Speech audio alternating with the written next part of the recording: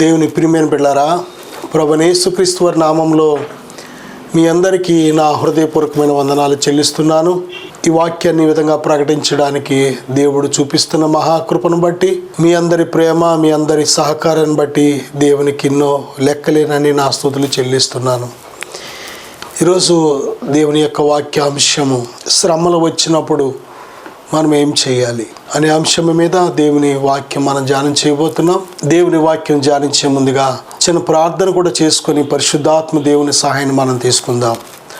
పరిశుద్ధుడా, ప్రేమగల తండ్రి, మహోన్నతుడా, మహాగణుడా, మాట్లాడే దైవమా, భూమి ఆకాశములు పట్టజాలని దేవా, తండ్రి మాతో మాట్లాడండి. మీరు మాట్లాడితే మేము బ్రతుకుతాం.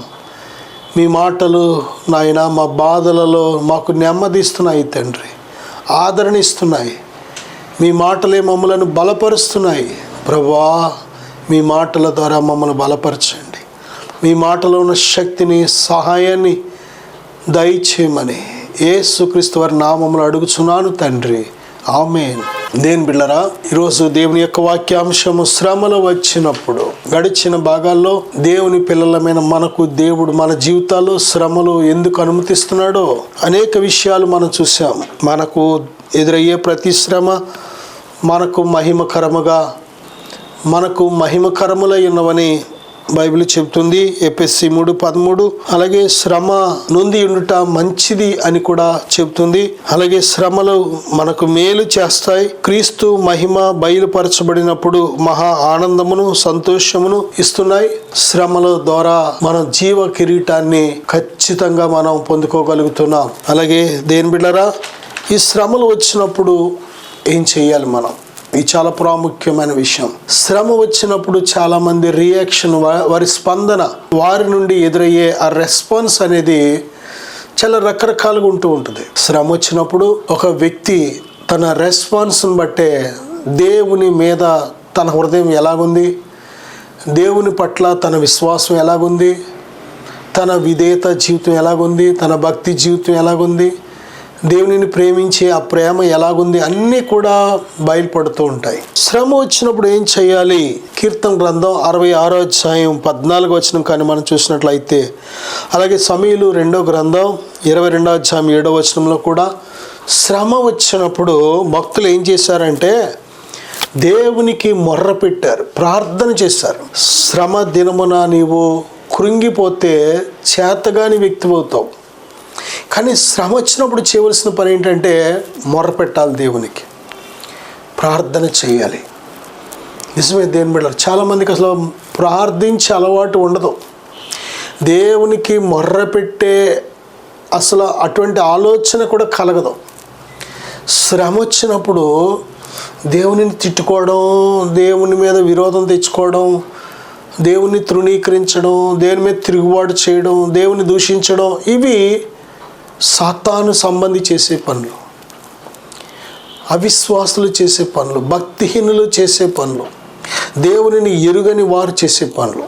కానీ దేవుని పిల్లలు చేయవలసిన పని ఏంటి? వారి జీవితంలో శ్రమ ఎదురైనప్పుడు చేయవలసిన పని ఏంటంటే ప్రార్థన చేయాలి, మొర్ర పెట్టాలి.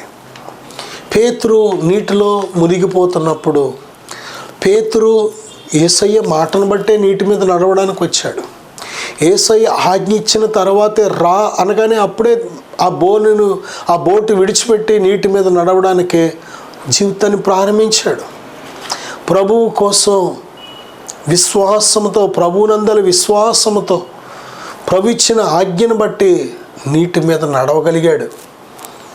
కానీ ఎప్పుడైతే పిలిచిన దేవునిని మర్చిపోయి గాలిని చూసి, చీకటిని చూసి ఎప్పుడైతే భయపడసాగాడో వెంటనే మునిగిపోసాగాడు.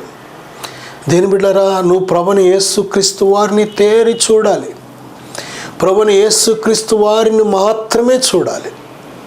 ప్రభుని యేసయ్య మీద మాత్రమే నీ దృష్టి పెట్టాలి. ఆయన ఒక్కడే నిన్ను ఉద్ధరించేవాడు. ఆయన యందలి విశ్వాసం ద్వారా మాత్రమే నువ్వు జీవించగలుగుతావు. నీతిమంతుడు విశ్వాస మూలముగా జీవించును అంటే కేవలము యేసును వైపు చూచుట ద్వారా మాత్రమే. యేసయ్య మాటకు లోబడి ముందుకు సాగుడు ద్వారా మాత్రమే జీవించగలడు. ఈ లోకాన్ని పరిస్థితులను చూస్తే నువ్వు ప్రభు కోసం ఎంత మాత్రమో ఎంతోసేపు ప్రయాణం చేయలేవు. ప్రభు కోసం ఈ ఆత్మీయ ప్రయాణం చేయాలి అంటే పిలిచిన ప్రభువును తప్ప లోకంలో ఉండే పరిస్థితులు, మనుషులు చెప్పే మాటలు, లోకంలో ఉండే ఆచారాలు, లోకంలో ఉండే పద్ధతులు, వీటిని నువ్వు అనుసరించినట్లయితే అస్సలు ప్రభువుని నువ్వు సంతోషపరచలేవు, ప్రభువుని వెంబడించలేవు, ప్రభు కోసం జీవించలేవు. దేని బిడ్డారా, పేతురు ప్రభుని యేసుక్రీస్తు వారు మాటను బట్టే ముందుకు వెళ్ళాడు. అయితే పొరపాటు పిలిచిన ప్రభువును మానేసి ఎప్పుడైతే గాలిని, చీకటిని, అలలను, సముద్రం ఆ పరిస్థితిని ఎప్పుడైతే చూశాడో మునిగిపోసాగాడు. పరిస్థితులు నిన్ను అవిశ్వాసంతో నింపేస్తాయి, నువ్వు మునిగిపోతావు. యేసు వైపు చూస్తే విశ్వాసంతో నింపబడతావు, జయిస్తావు. నీటినే కాదు, ఎటువంటి పరిస్థితినైనా జయించి ముందుకు సాగగలుగుతావు. దీని బిడ్డారా, పేతురు మునిగిపోసాగాడు. అది లోతు. మానవుడు ఏమాత్రం కూడా అంత లోతులోంచి తన ప్రాణాన్ని రక్షించుకోలేడు. ఇక చావే శరణ్యం. అటువంటి టైంలో ప్రభువా రక్షించు అని కేక వేశాడు. కొన్నిసార్లు మన ప్రార్థనలు కేకలతో ఉంటూ ఉంటాయి, కొన్నిసార్లు ఉచ్చరింప సఖ్యము కాని మూలుగులతో ఉంటూ ఉంటాయి, కొన్నిసార్లు కేవలము కన్నీరే వస్తూ ఉంటుంది, బయటికి ఏ శబ్దం వినబడదు. కొన్నిసార్లు దుఃఖము, నిట్టూర్పులతో ఉంటూ ఉంటుంది. ప్రార్థన అంటే ఏదో ఒక మంత్రం జపించినట్లు ఒక మూలకు వెళ్ళి 4 మాటలు అప్పగించి రావడం కాదు. ప్రార్థన అంటే మొర్ర, ప్రార్థన అంటే హృదయ కుమ్మరింపు, ప్రార్థన అంటే కన్నీరు విడవడం, ప్రార్థన అంటే ఎలుగెత్తి ఏడవడం, ప్రార్థన అంటే ఉచ్చరింప సఖ్యము కానీ మూలుగులు, ప్రార్థన అంటే దుఃఖము, ప్రార్థన అంటే దేవునితో మాట్లాడడం. కొన్నిసార్లు దేవునితో ఒక స్నేహితుడితో మాట్లాడినట్టు ముఖాముఖిగా మాట్లాడడం. దేవుడు నీతో మాట్లాడుతూ ఉంటాడు. దీని బిడ్డలారా, శ్రమ వస్తుంది. యోహాను సువార్త 16:33లో ప్రభు చెప్పినట్టు లోకములో తప్పనిసరిగా శ్రమ కలుగుతుంది. శ్రమ రాకపోతే మనం దుర్బీజులం అయిపోతాం. శ్రమ రాకపోతే మనం దేవుని పిల్లలు ఎప్పటికీ కాలేం. శ్రమ లేకపోతే పరిపూర్ణం కాలేం, సంపూర్ణులం కాలేం. శ్రమ లేకపోతే నమ్మకస్తులుగా జీవించలేం. శ్రమ లేకపోతే దేవుని మీద ఆనుకోలేం. శ్రమ లేకపోతే సరైన డైరెక్షన్లో మనం ప్రయాణం చేయలేం. శ్రమ లేకపోతే హెచ్చిపోతూ ఉంటాం. శ్రమ లేకపోతే రాంగ్ డైరెక్షన్ వెళ్ళిపోతూ ఉంటాం. శ్రమ లేకపోతే సాతాను మనలను సులువుగా మోసం చేస్తూ ఉంటాడు. అందుకే సమస్తము మేలు కలుగుటకై దేవుడు సమస్తము సమకూర్చి జరిగిస్తూ మేలు చేస్తూ ఉంటాడు. దేని బిడ్డారా, మొర్ర పెట్టాలి. దినవృత్తాంతాలు 2వ గ్రంథం 15:4 శ్రమ వచ్చినప్పుడు దేవుని యొద్దకు మళ్ళుకోవాలి. శ్రమకు కారణం దేవునికి దూరంగా వెళ్ళిపోవడం, శ్రమలకు కారణం దేవుని విడిచిపెట్టేయడం, శ్రమలకు కారణం దేవుని మర్చిపోవడం. కానీ శ్రమ వచ్చినప్పుడు వెంటనే దేవుని జ్ఞాపం చేసుకోవాలి. దేవుని వైపు తిరిగిపోవాలి. మన మనసులో దేవుని వైపు ఇక మళ్ళుకోవాలి. దేవుని వైపు మళ్ళుకొని ఇక దేవునిని వెతకడం ప్రారంభించాలి. ఎక్కడైతే దేవుని విడిచిపెట్టేసావో, ఏ కారణం చేత ఆయనకు దూరం అయిపోయావో అక్కడ కారణాన్ని సరి చేసుకుంటే, ప్రభువా ఐఎమ్ సారీ, నన్ను క్షమించు, ఇదిగో నేను నిన్ను వెంబడిస్తాను, నన్ను నడిపించు అని మళ్ళీ తిరిగి ఎప్పుడైతే దేవునికి సరెండర్ అవుతావో, ప్రేమ కలిగిన దేవుడు ఆయన, నమ్మదగిన దేవుడు, నిన్ను విడువాడు, ఎడబాయడు, నీ మీద కోపపడడు. నువ్వు ఎప్పుడైతే తిరిగి వచ్చి ప్రభు యొద్దకు, నువ్వు ఎప్పుడైతే ప్రభు వైపు మళ్ళుకుంటావో, ఆయన వెతకడం ప్రారంభిస్తావో, దేవుడు నిన్ను అసహించుకోడు, కోపపడడు. దేవుడు నీ మీద కనికరం చూపెడతాడు. దేవుడు నీ మీద దయ చూపెడతాడు. మళ్ళీ తిరిగి నిన్ను హత్తుకుంటాడు, నిన్ను చేర్చుకుంటాడు, తన ఆత్మతో నిన్ను నడిపించడం ప్రారంభిస్తాడు దేవుడు. శ్రమలు వచ్చినప్పుడు దినవృత్తాంతాలు 2వ గ్రంథం 33:12 దేవునిని బ్రతిమలాడుకొని దేవుని సన్నిధిలో మనం తగ్గించుకోవాలి. భక్తులు ఏం చేశారు అంటే, కొద్దిమంది తమ్మును తాము తగ్గించుకొని దేవుని సన్నిధిలో ఆయనను వేడుకొన్నారు. శ్రమ వచ్చినప్పుడు కీర్తన 66:14లో చాలాసార్లు శ్రమలు వచ్చినప్పుడు ఏం చేస్తామంటే దేవునిని మొక్కుకుంటూ ఉంటాం. ప్రభువా, ఈ శ్రమ నుంచి నన్ను విడిపిస్తే నేను నీ మందిరానికి ఇది చేస్తాను, నేను నీ సేవకు ఇది ఇస్తాను, లేకపోతే అది ఇస్తాను అని ఎప్పుడైతే మన పెదవులతో మొక్కుకుంటూ ఉంటాం, మన హృదయంలో ఒక మొక్కుబడి చేసుకుంటూ ఉంటాం. ఆ శ్రమ వచ్చినప్పుడు ఆ మొక్కుబళ్ళు ఏం చేయాలంటే తప్పనిసరిగా చెల్లించాలి. నీ శ్రమలో నీ మొర్ర విని దేవుడు నేను ఎలాగైతే నమ్మకస్తుడిగా ఉండి విడిపించాడో, దేని బిడ్డలారా నీ పట్ల ఏ విధంగా కనికరం పడ్డాడో, అలాగే నువ్వు కూడా నమ్మకస్తుడిగా దేవునికి కృతజ్ఞత కలిగిన బిడ్డగా నువ్వు మొక్కిన మొక్కులు సమర్పించుకోవాలి. సామెతల గ్రంథం 24:10 శ్రమ వచ్చినప్పుడు కృంగిపోకూడదు. చాలా ప్రాముఖ్యమైన విషయం. కృంగిపోతూ ఉంటారు చాలామంది, వారి మనస్సులో కృంగిపోతూ ఉంటాయి. శ్రమ వచ్చిందంటే చాలు, శ్రమ రానంత వరకు ధైర్యంగా ఉంటారు, శ్రమ రానంత వరకు చాలా మంచి బాగా మాట్లాడుతూ ఉంటారు. దేని బిడ్డలరా, కానీ శ్రమ రాగానే కృంగిపోతూ ఉంటారు. ఆత్మలో నువ్వు ఎంత బలము కలిగి ఉన్నావో, ఎంత ధైర్యం కలిగి ఉన్నావో, దేవుని పట్ల ఎంత విశ్వాసము కలిగి ఉన్నావో, ఇంతకాలం ఎంత సరైన భక్తి చేసావో తేలిపోయేది ఎప్పుడంటే శ్రమ వచ్చినప్పుడే. ఆ శ్రమ వచ్చినప్పుడు కృంగిపోయావు అంటే నువ్వు సరైన భక్తి చేయలేదు అని అర్థం. ఎందుకంటే నీ భక్తి నీకు ధైర్యాన్ని పుట్టిస్తుంది. నీ యథార్థత, నీ నీతి కలిగిన జీవితం నీకు మంచి ధైర్యాన్ని దయచేస్తాయి. వ్యర్థంగా పోదు. దేవుని పట్ల నీవు కలిగి ఉన్న భయభక్తులు నీకు ధైర్యాన్ని ఇస్తాయి. కృంగిపోవు. నువ్వు ఎవని సన్నిధిలో జీవిస్తున్నావో నీ దేవుడు నిన్ను విడువడు, తన దూత నీకు ముందుగా పంపిస్తాడు. దేని బిడ్డ, నువ్వు నడవలసిన మార్గానికి బోధిస్తాడు, నీవు పడిన గోతుల నుంచి లేవనెత్తుతాడు, నీ చుట్టూ ఉన్న శత్రువు సమూహాల నుంచి విడిపిస్తాడు దేవుడు. ప్రియ బిడ్డలారా, కృంగిపోవద్దు. మనుషులు రకరకాలుగా నిన్ను శ్రమల పాలు చేస్తున్నప్పుడు కృంగిపోకు. దేవుడు నిన్ను లేవనెత్తుతాడు, దేవుడు నిన్ను తలగా చేస్తాడు, దేవుడు నిన్ను ఉన్నతమైన స్థితిలో ఉంచుతాడు. ఎందుకంటే ప్రభు కోసం శ్రమ పడుతున్న శ్రమ, ప్రభు కోసం అనుభవిస్తున్న శ్రమ, ప్రభు నిమిత్తమును కారుస్తున్న కన్నీరు ప్రతీది దేవుడు లెక్కిస్తున్నాడు. ప్రతిదానికి గొప్ప ప్రతిఫలము దాచి ఉంచాడు దేవుడు. దేవుడు నిన్ను కృంగిపోనివ్వడు, కృంగిపోవలసిన పని లేదు. శ్రమ వచ్చినంత మాత్రాన పాపం చేయలేదు కదా, ఎక్కడ దేవునికి ఆయాసకరంగా జీవించలేదు కదా. శ్రమ వచ్చింది, నీతిగానే బ్రతికావు, యథార్థంగా బ్రతికావు, పరిశుద్ధంగా బ్రతికావు, దేవుని ఆత్మానుసారంగానే జీవించావు. కానీ శ్రమ వచ్చింది, ఎందుకు సిగ్గుపడ్డావు? ఎందుకు తలదించుకోవడం? ఎందుకు కృంగిపోవడం? ఎందుకు నీలో నువ్వే వేదన దుఃఖపడ్డం? అక్కర్లేదు. నీ శ్రమకు దేవుడు గొప్ప ప్రతిఫలం దాచి ఉంచాడు. దేని బిడ్డ, కన్నీరు చూస్తున్న దేవుడు ఆయన. కృంగిన వారిని లేవనెత్తే దేవుడు. ఆయన నమ్ముకున్న వారిని సిగ్గుపరచడు, నమ్ముకొనదగిన సహాయకుడు ఆయన.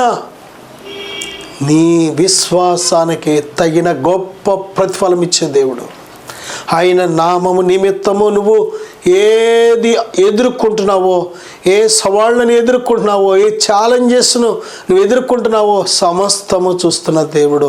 వాటికి తగిన గొప్ప ప్రతిఫలం ఇచ్చే దేవుడు ఆయన. అన్యాయస్తుడు కాదు. రోమపత్రిక 12:12 శ్రమ వచ్చినప్పుడు ఓర్పు గలవారై ఉండాలని బైబిల్ చెప్తుంది. శ్రమలు వచ్చినప్పుడు ఓర్పుని విడిచిపెట్టకూడదు, ఓర్చుకోవాలి. నీలో ఎంత ఓర్పు ఉందో కూడా చూపించేదే శ్రమ. శ్రమ వచ్చినప్పుడు కృంగిపోకు. శ్రమ వచ్చిందని తొందరపాటు నిర్ణయాలు తీసుకోవద్దు. ఒక్కోసారి మన ఇంటి వారి నుండి వస్తూ ఉంటాయి శ్రమలు, ఒక్కొక్కసారి బయట వారి నుంచి శ్రమలు వస్తూ ఉంటాయి, ఒక్కొక్కసారి శరీర సంబంధమైన శ్రమలు వస్తూ ఉంటాయి, ఒక్కోసారి ఆర్థిక శ్రమలు వస్తూ ఉంటాయి, ఒక్కోసారి ప్రకృతి సంబంధమైన శ్రమలు, వైపరీత్యాలు, శ్రమలు వస్తూ ఉంటాయి, ఒక్కోసారి సాతానుగాడు దేవుని పర్మిషన్ తీసుకొని శ్రమలు మన జీవితంలో తీసుకొస్తూ ఉంటాడు.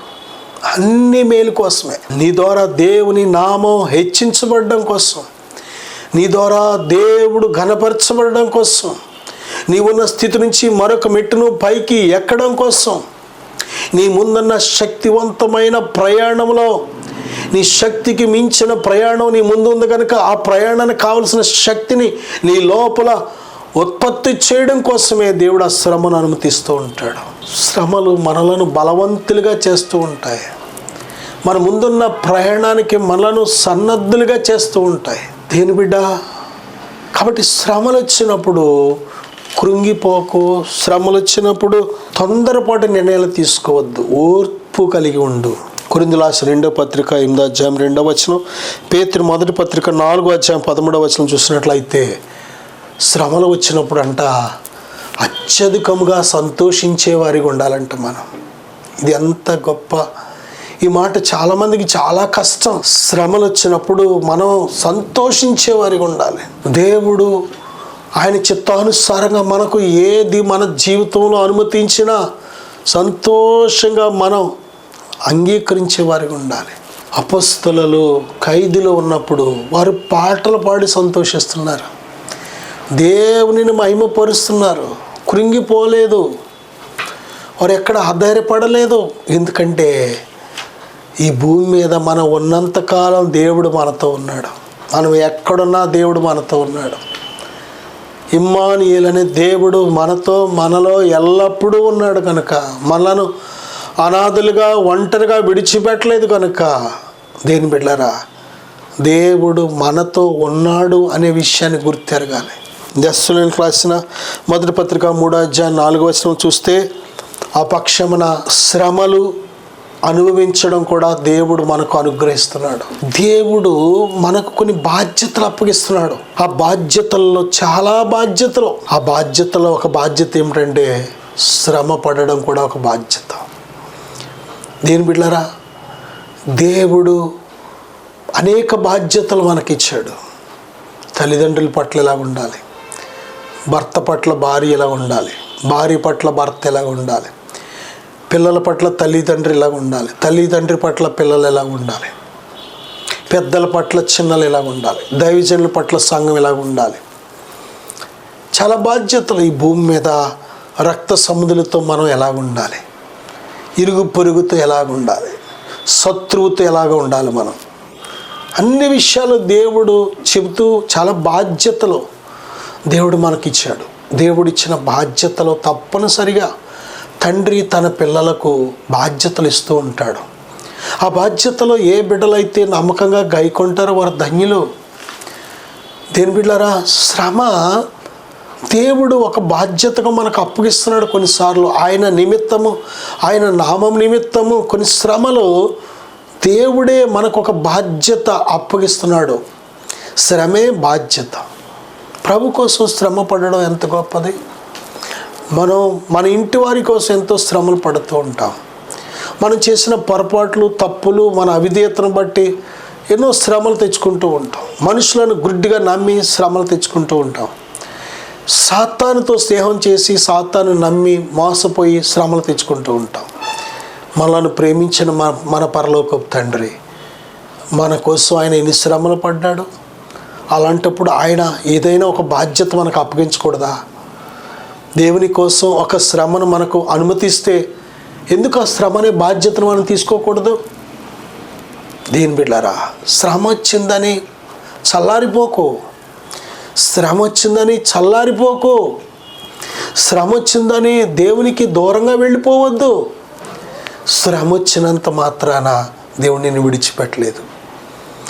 శ్రమ ద్వారా ఆయన సంపూర్ణ చిత్తం నెరవేర్చడానికే, శ్రమ ద్వారా ఆయన నీకు దగ్గర అవ్వడానికి, శ్రమ ద్వారా నువ్వు ఆయన మీద ఆనుకుంటావని, శ్రమ ద్వారా ఆయన సంపూర్ణ చిత్తాన్ని నీ పట్ల ఏంటో తెలుసుకుంటావని, శ్రమ ద్వారా విధేయత నీకు నేర్పాలని, శ్రమ ద్వారా నీ ముందున్న ఉన్నతమైన ఆత్మీయ ప్రయాణానికి కావలసిన శక్తిని నీకు దయచేయాలని, శ్రమ ద్వారా నువ్వు హెచ్చిపోకుండా నువ్వు నమ్మకస్తుడిగా ఉంటావని, శ్రమ ద్వారా అనేక మేలులు దేవుడు దాచి ఉంచాడు. కాబట్టి శ్రమ అనేది ఒక బాధ్యతగా మనం తీసుకోవాలి.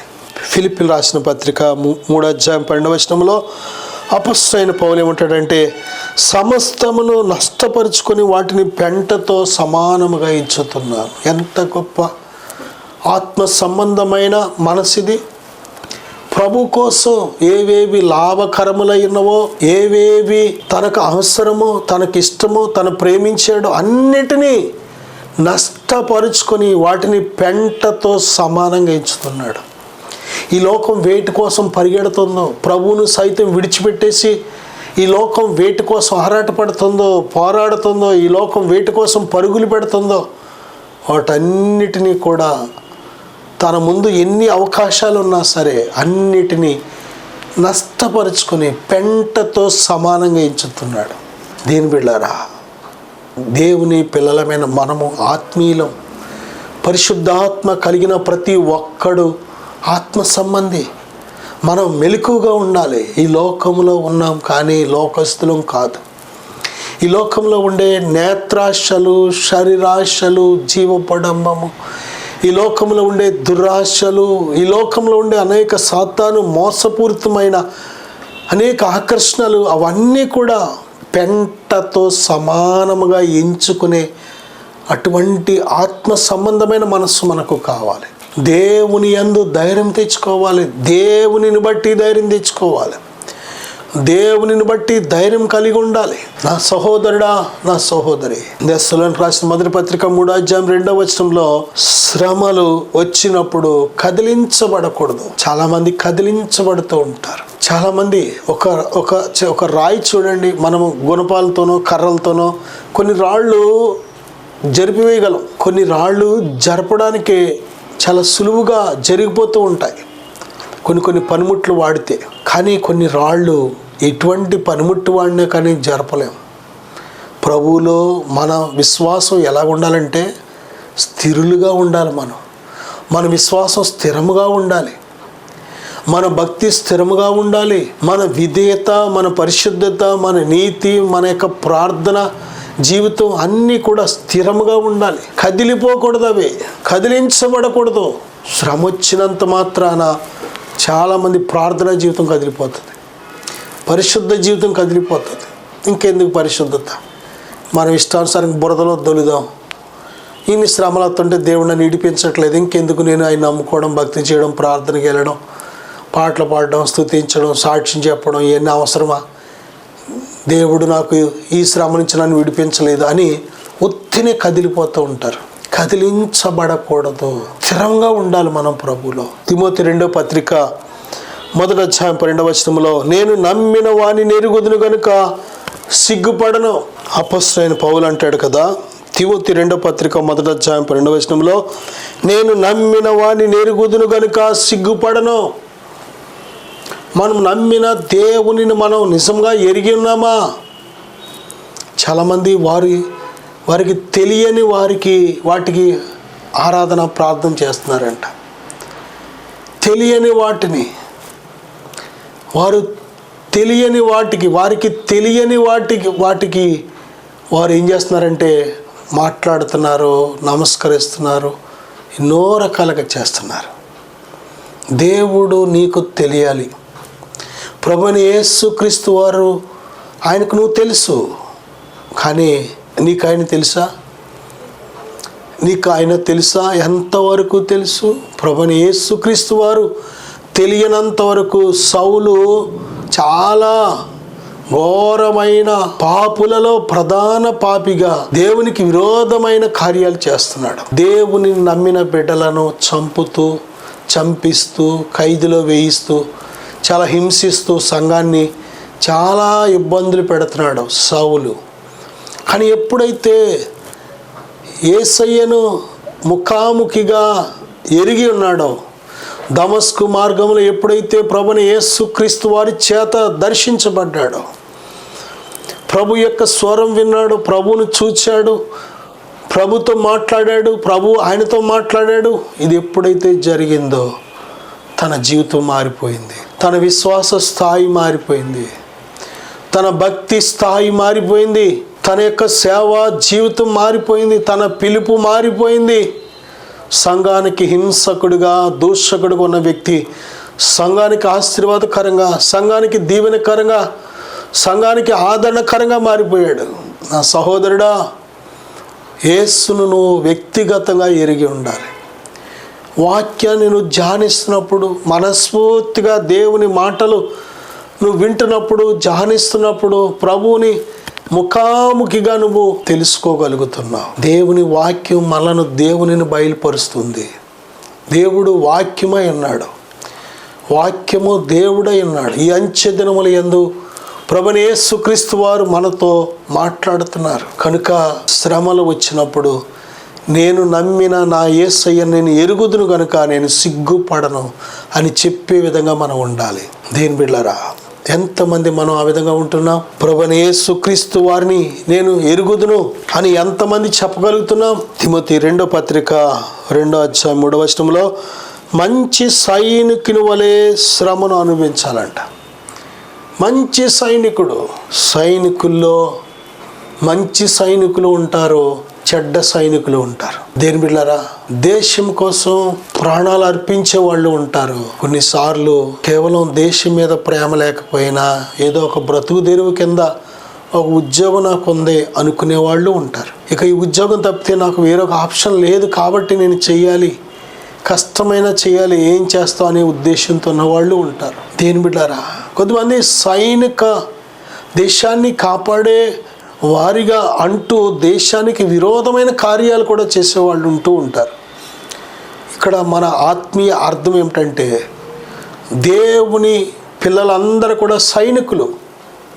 మనం పోరాడుచున్నది శరీరాలతో కాదు, దురాత్మల సమూహాలతో పోరాడుతున్నాం. ఆకాశ మండలి మందున దురాత్మల సమూహాలతో పోరాడుతున్నాం, సాతాను శక్తులతో పోరాడుతున్నాం, అధికారులతో, ప్రధానులతో పోరాడుతున్నాం.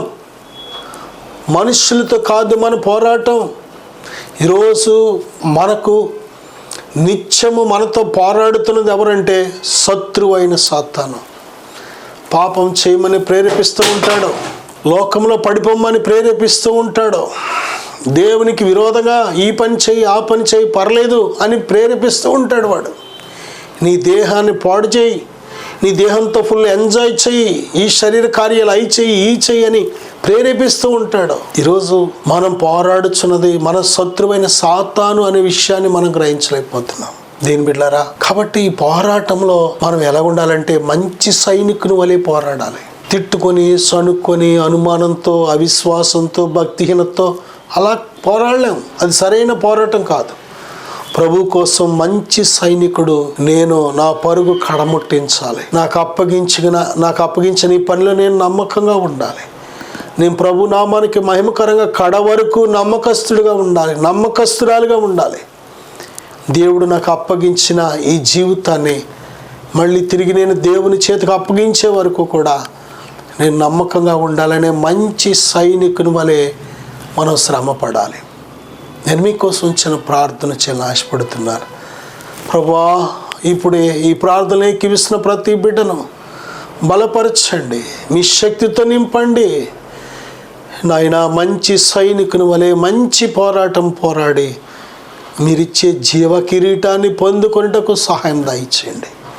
ఇచ్చులకని శ్రమలు మమ్మల్ని ఏమీ చేయలేవని గుర్తెరిగి నమ్మకస్తులుగా ఉండేట్టుకు సహాయం దయచేయమని, మీ పరిశుద్ధాత్మ శక్తితో నింపి నడిపించమని, మీ నామంలో గొప్ప విజయాన్ని బిడ్డలకు దయచేయమని యేసుక్రీస్తు వారి నామంలో ప్రార్థిస్తున్నాను తండ్రి.